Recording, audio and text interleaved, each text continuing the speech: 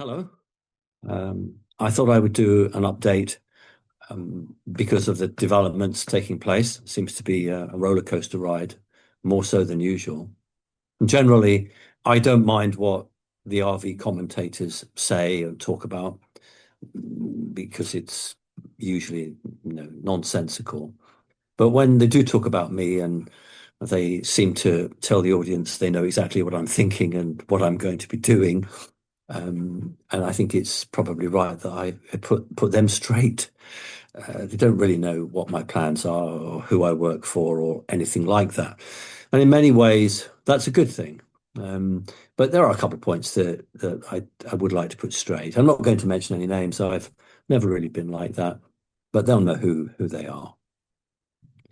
So in terms of the Medbed rollout, I can absolutely confirm that I'm not part of a private venture. A private venture, by its very nature, is one where people charge for medbed use. And I've always said very clearly that medbeds that we have oversight of, there'll be no charge for. I have said things in the past, like if it was a Hollywood film director, a multi millionaire, or maybe we would get them to pay for it. So a private venture is exactly that, and it's where a group of people put together millions and millions of dollars in this instance, I suppose, and then they buy or rent what they call a med bed, and they've got to recoup the money back. The investors want that money recouped, and so they would charge anything from hundreds of dollars to thousands of dollars to millions of dollars to use a med bed. So that's what a private venture is, and no. The med beds that we use will be coming from the United States military, and there is no charge on that. But let's look at that a bit further. All the med beds that will be allocated out will solely be the responsibility of the military. That's fine. They're not going to relinquish that. And I think every RV commentator has actually said that this is a military operation and it's a secret operation. Well, they've got that right. So looking at it from that point of view, why then would the United States military lease out or sell or rent med beds to a private franchise who then go in charge? What would be the point in, say, in one town or city, med beds operated by a private venture, a private capitalist, charging, and then 25 miles down the road, 50 miles down the road, a military one where there's no charge? It doesn't make any sense.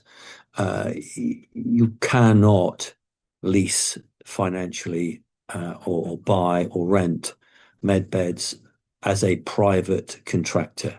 That just doesn't exist. Now, there are a number of technologies out there, and people are calling them med beds. They're not really med beds. They are similar technology. I don't think that they would be anything as effective, but they certainly would operate on the same type of technology.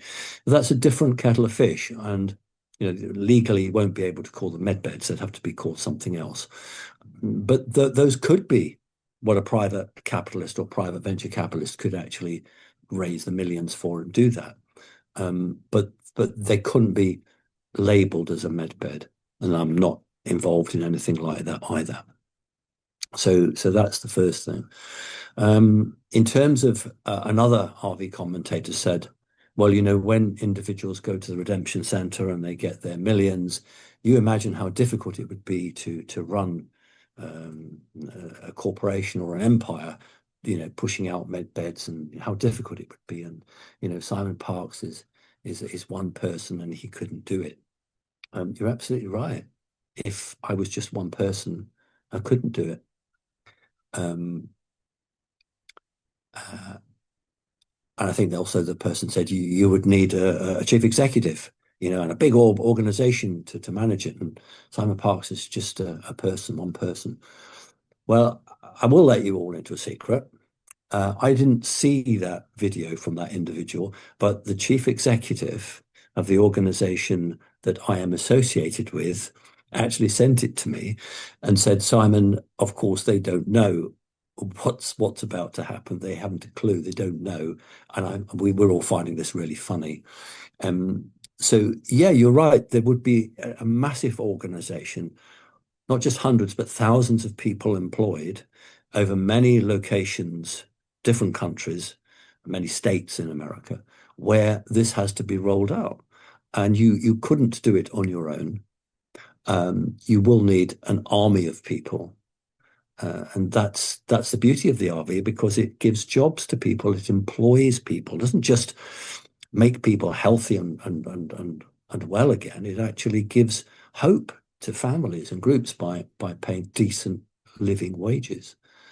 And the other thing, of course, was oh well, you're just an individual, and Simon Parkes is a civilian.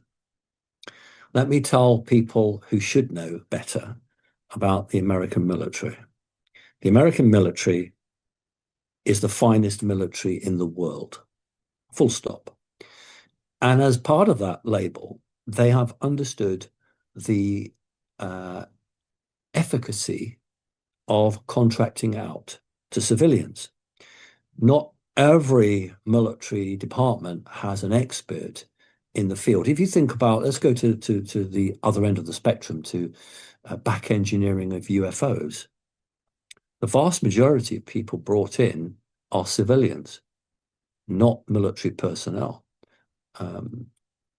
They are brought in because of their unique experience with what we call in the trade exotic materials, or the people, the beings, the creatures that fly them. So the American military for a long time has understood the importance of contracting out to civilians. Now, my mother, who was a British subject, she worked for the National Security Agency, but she did so because she was employed by what we loosely call MI5. So the National Security Agency didn't contract with my mother, they contracted with MI5, the British government.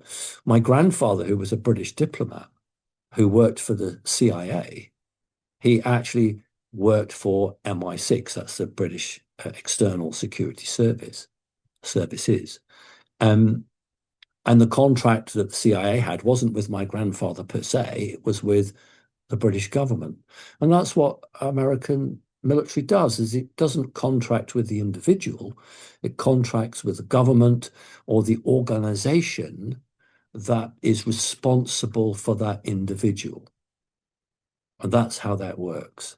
And anyone who has had the privilege of serving their country in the United States of America, you know what I'm saying is absolutely accurate. That's how America works. It has a huge army of contractors, which it requires and needs. So let me just put that straight there. So I wanted to just put that forward because I love these people to death, but they don't know what's in my mind. They don't know what I'm going to do. They don't know who I talk to. And so they can talk as much about the RV as they want, but they really shouldn't say to people what they think is in my mind and who I am, what I am. They're really not qualified to do that. Also, every RV commentator would absolutely say that this was a military operation, as I spoke earlier. And it's a secret operation. Look at the good lives that have been lost by the bad people killing good people over many years, not just solely in America, actually, but predominantly in America. And so it has to be secret. So here's a question not for the RV commentators, I'm not going to pose them a question, but for the audience generally. If we accept that it's a military operation and it's a secret operation, why then would these people pass secret intel relating to the RV, when it's going to go, who's going to get paid? Why would they pass that to people who the very first thing they're going to do is to go onto the internet and do a blog or a podcast or pass that information? No one seems to be asking that question. why would somebody who's absolutely determined to keep this secret give information to someone who they know very well is going to go and just say everything you've said to the wide audience? Isn't it more likely that the narrative that these individuals give out is exactly the narrative that the people in charge want them to have, i.e., it's not accurate? It's called, we don't call it lies, we call it disinformation. It makes it a little bit more manageable. It makes it more acceptable to call it disinformation than lies. But the reality is that a secret operation is not going to be undermined by somebody giving truthful intel to somebody when you know full well the first thing they're going to do is going to plaster it right across the internet. And so disinformation is given. And that's why I don't do podcasts twice a day, twice a week, once a week, once a fortnight. I don't need to do that. That's not my role. My role isn't to give disinformation. My role isn't to lead people from one oasis in the desert to another. You know, you struggle through the desert and you see an oasis. Oh, the oasis is just over the hill, and it's a mirage, and there's nothing there. So don't worry, the oasis is over the next sand dune, and you go there and it's not there. That's not my job.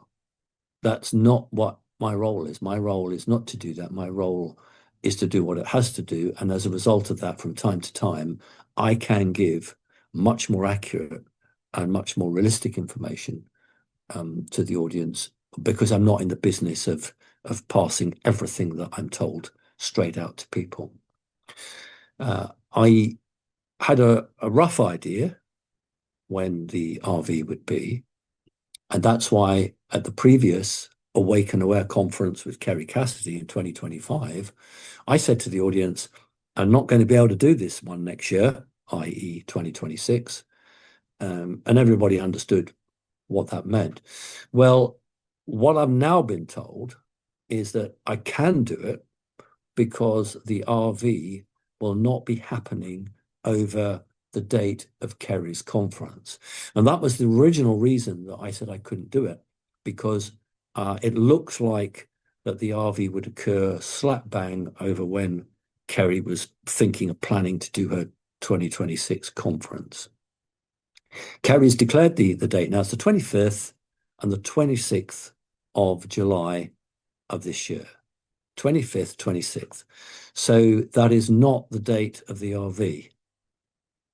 So I can do the conference. I'm going to do Sunday, the 26th. I mean, I hope, you know, you all go, and I hope that you spend both the Saturday and the Sunday there, because, you know, it's great. And it's just nice to be in a in-person gathering in Great Britain.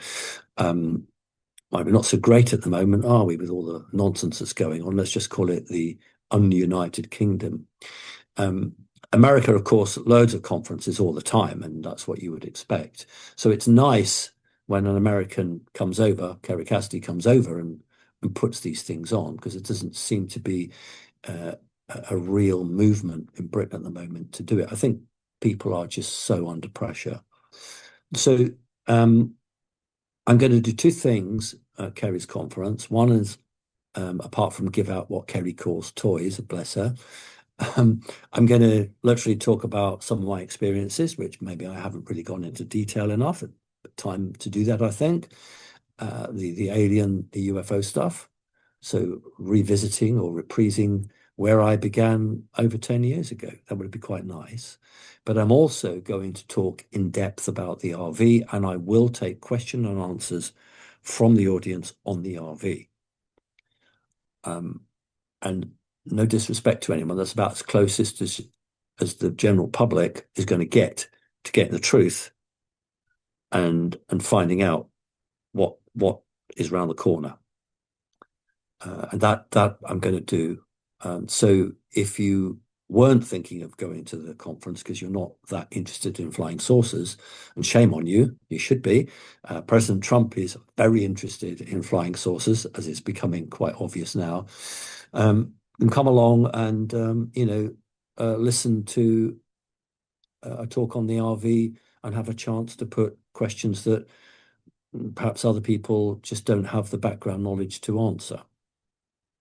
Now, it doesn't hold it's not a huge venue. It's not a great, huge conference hall. So the numbers are limited. So if you do want to get in there, you need to go onto Kerry Cassidy's website and book it. We do always have a few coming from America and Europe. I think maybe this time we'll get quite a few more. So that's exciting, and I'm very pleased to be able to do that. And the other speakers should be quite interesting as well. Please go and have a look at that. So that's where I think I am in terms of wanting to have a chat with everybody. Thank you for your donations. They've been really helpful. The IT guys just said to me, we need some more money. So I've been able to pay him because of your generosity. I remember years ago now when United States Naval Intel said, this is going to cost you a lot till the RV goes. You've got servers and all the rest of it. And I said, yeah, but what am I supposed to do? You can't go back to the Dark Ages, the Stone Ages. You can't just send out a round robin letter as we used to do in the 1970s. You do have to be up there. We've got to have this presence. I've got this fabulous group of people in Connecting Consciousness, and they deserve the best that we can afford. And if we all work together and people give me donations, then I can pay these bills, and we can do this. And that's exactly how we've managed this with your help. It's wonderful, it's great, and I am deeply appreciative of everything you've done. And we use the term white hats loosely because it saves us from having to go into too much detail. And they do monitor it. They're fully aware of what Connecting Consciousness is. I haven't for a while, but up to about last year, I used to send 1 or 2 reports. The organization's admins and coordinators and event hosts collate reports from all over the world. And from time to time, some of them are outstanding. And I have sent them. I can't send them directly to President Trump. I don't have that connection, but I do have the connection to send it to people who send it to another person who can actually put it on his desk. And there's no way he looks at all of it. But what happens is one of his aides says, if you go to this point and that point for 2 minutes, 3 minutes, you get a good overview of it. And we've had British prime ministers look at some of these reports. I've been told that, they've looked at it. So it's astonishing. It's an organization that is not religious. We're spiritual, and we have a great reach, and we are watched and observed predominantly by the United States. And we have a track record of consistency, and we match the values of good people.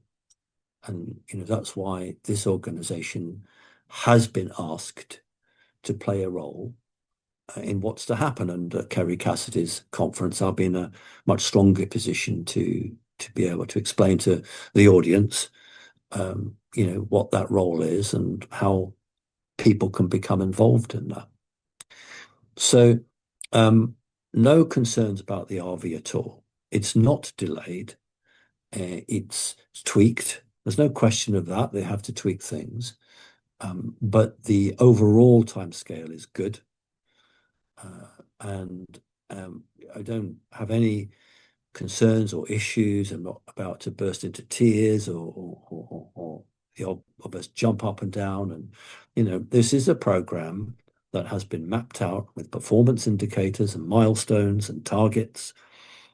Yeah, it moves, it changes, but, it's monitored and organized.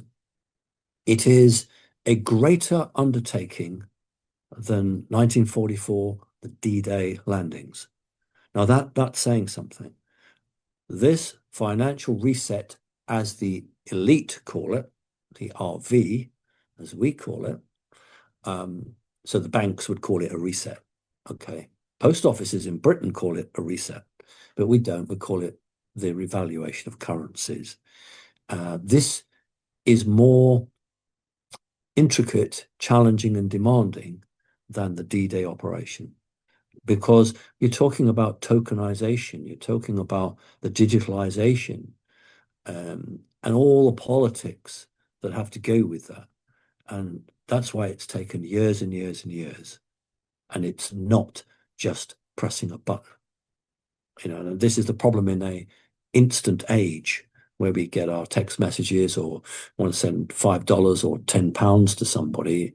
It seems to be so easy, and people are saying, well, it must be easy. Well, no, it's not. It's remarkably different, and it's using technology that is brand new here being the Earth. It's brand new. It's totally new. And for months, it had to be trialed and tested, and test payments sent out here and test payments sent out there. And there were bad guys who tried to hack it and interfere with it. So it's been a long journey. But of course, at this end of it, and I'm talking with the audience now, not just myself, and with this end of it, it's been a real painful journey. But we have talked about the Bible so much. And there's a saying which is perhaps not necessarily true in Great Britain, which is there's no gain without pain. I don't really like that, but I understand that if you're tested, then when you come out the other end, you have come out the other end because you were meant to come out the other end. And if you're tested and you fall by the wayside, well, you were never expected, or you were never destined is a better word, to play a part in what is to happen. And that is what's been happening. Lots of people have dropped off the end. Some people have tragically died. But there again, if you believe in God and you believe in heaven and you believe that good people, do have that future, well, I'm sure they're rooting for us from up on high. And we do know that you can achieve sometimes more from that angelic realm than you can here in the world of a physical realm. So it is sad we lose people, but if we lose people, there must be a reason for that. And we go through to the end, and those of us that are left standing get on and do the job and deliver what presumably we agreed to deliver a long time ago. And so, it's like a filtering system, if you like. And there are those people that have a role to play in one way and others have a role to play in another. The vast majority of good people want to be involved. And I don't believe in this stupid 30-day, 60-day NDA. Why would you say to somebody, you're going to have a 30-day NDA, so on the 31st day, you can go and tell people? Why is that all right, but one day beforehand it wasn't? There's no such thing as that. The NDAs that I will have will be NDAs for life. The original ones were 7 years. I have 7 years NDAs for 7 years of intense project work. But I understand they will be reactivated and I'll be expected to re-sign those. So it's a lifetime. And then when I retire, there's still, when does a CIA operative, when they physically retire, when are they ever allowed to go and tell what they know without some form of retribution? And it doesn't work like that on this world, and why would you do that if you, trying to betterment of humanity, why would you attempt to, for the limelight, say something which could impact the good work that has been done? You have to put other people first. Don't put yourself first. Always put the community first. And, if you stick with that, you can't go wrong. Right. Thank you very much indeed.